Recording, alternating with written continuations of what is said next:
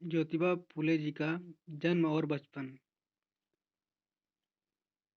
Second part. जन्म और बचपन। कहते हैं जब मानवता की पीड़ा हद से ज्यादा बढ़ जाती है तब पृथ्वी की कोख से जलते हुए लावे के समान किसी न किसी महापुरुष का जन्म होता है। वह अपने समय की परंपराओं, रूढ़ियों, पाखंडों से लड़ता हुआ पीड़ित मानवता का उद्धार करता है, गुलामी की बेड़ियों को तोड़ता है तथा सामाजिक समरसता का निर्माण करते हुए बहुजन हिताय बहुजन सुखाय की मार्ग को प्रशस्त करता है। पेशवाओं ने अपने ब्राह्मणशाही आचरण से तब के समाज को एक बुझे हुए समाज में तब्दील कर दिया था। उस डिब्बे बंद समाज में मानवता का दम घुट सा रहा था। ऐसे दकियानुसी माहौल में ज्योतिबा का जन्म महाराष्ट्र के सतारा जिले के खानवाड़ी नामक गांव में 11 अप्रैल 1827 में हुआ। ज्योतिबा के जन्म के बारे में कई तरह की किंवदंतियां मराठवाड़ा क्षेत्र में प्रचलित हैं।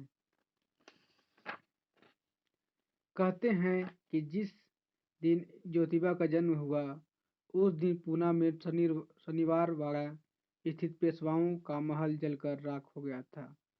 पूना की यह ब्राह्मणी पेशवाओं की राजसत्ता ब्राह्मणों के अतिरिक्त किसी भी गैर ब्राह्मण को मनुष्य ही नहीं मानती थी। पेशवाओं के राज्य में ज्योतिबा फुले के पूर्वज सातारा जिले के कटगुड़ गांव में रहते थे। उनका कुल नाम गोन्हे था। जाति व्यवस्था के अनुसार वे माली जाति के थे जो शूद्रों के अंतर्गत आते थे। पेशवाई शासन बहुत बर्बर, क्रूर और जालिम था।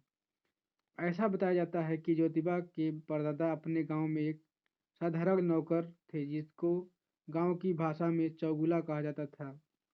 इस चौगुला का मुख्य कार्य होता था अधिकारियों की सेवा करना। उनके पास थोड़ी सी जमीन थी। एक दिन सातारा जिले के कटगुड़ गांव की पटवारी धनी कुलकर्णी ब्राह्मण ने जबरदस्ती से गोन्हे परिवार की जायदाद को हड़पना चाहा। इस कारण कुलकर्णी ब्राह्मण और ज्योतिबा की परदादा में दुश्मनी ठन गई। वे जब बहुत दुखी हो गए तो इस अन्याय के विरोध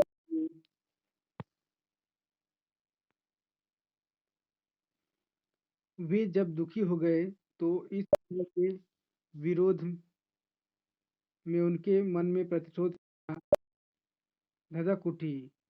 एक दिन वे पटवारी कुलकर्णी को तलवार के एक ही वार से मौत के घाट उतारकर पूना जिले के खनवाड़ी गांव में आकर रहने लगे।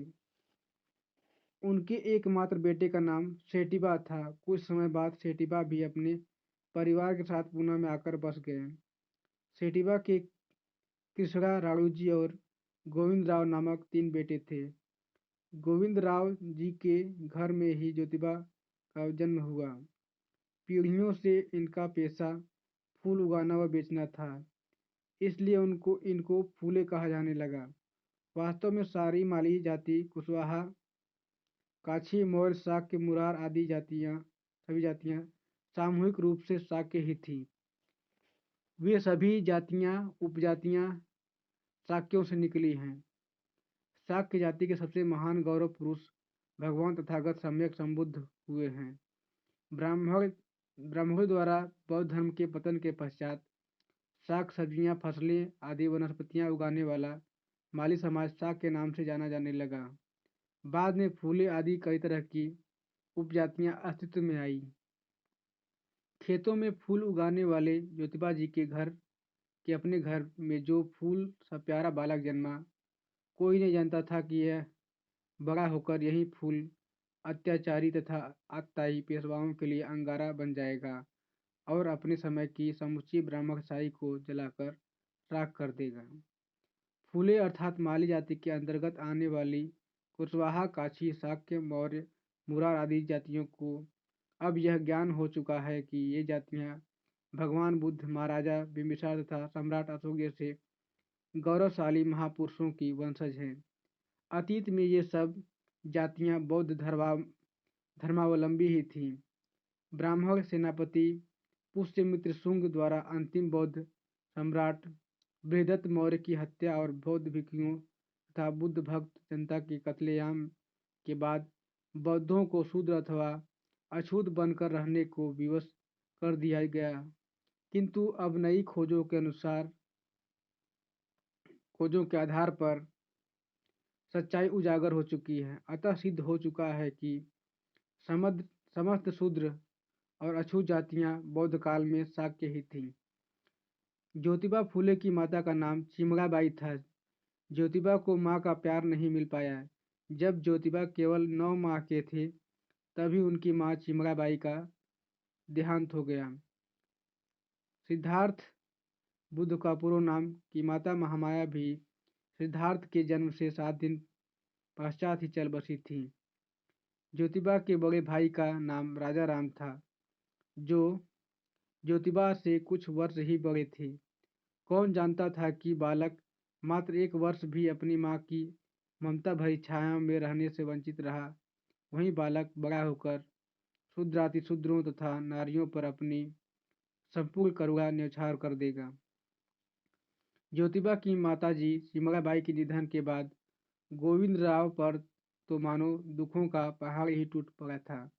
एक ओर खेती बाड़ी करने की समस्या, फूलों को बेचने की समस्या, वहीं दूसरी ओर नन्हे बालक ज्योतिबा के लालन पालन की समस्या उनके सामने मुंह बाई खड़ी थी।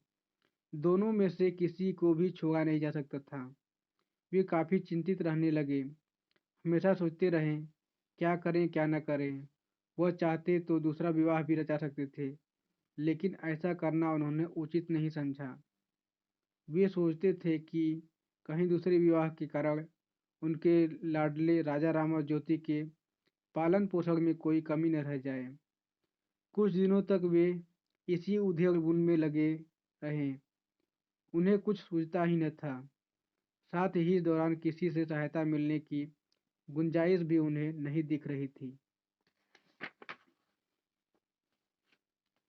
इसी तरह धीरे धीरे कुछ दिनों तक ज्योतिबा का लालन पालन गोविंद राव करते रहे, लेकिन इसमें उन्हें बहुत ही परेशानी होती। गोविंद राव ने रिश्तेदारी में से एक लड़की जिसका नाम सगुड़ाबाई खंडू क्षीरसागर था को बच्चों की देखभाल के लिए रख लिया। सगुड़ाबाई विधवा हो चुकी थी। मायके में भी उनका कोई सहारा नहीं था।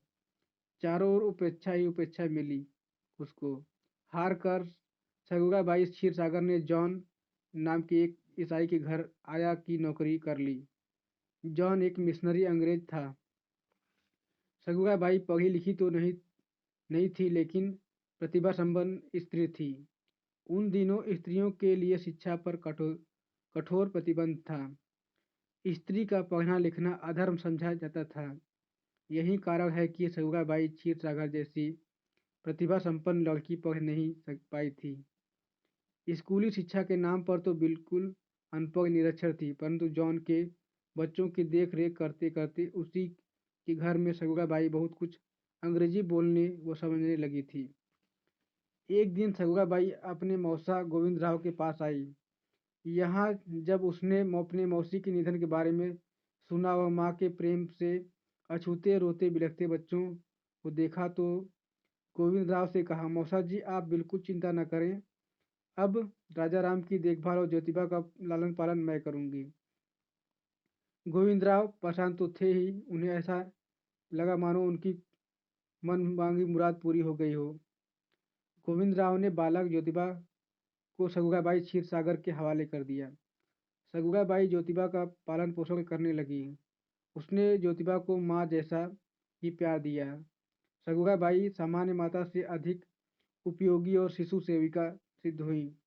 उन्होंने ज्योतिबा को माँ की ममता दी, दुलार दिया, प्यार दिया। ज्योतिबा जीवन भर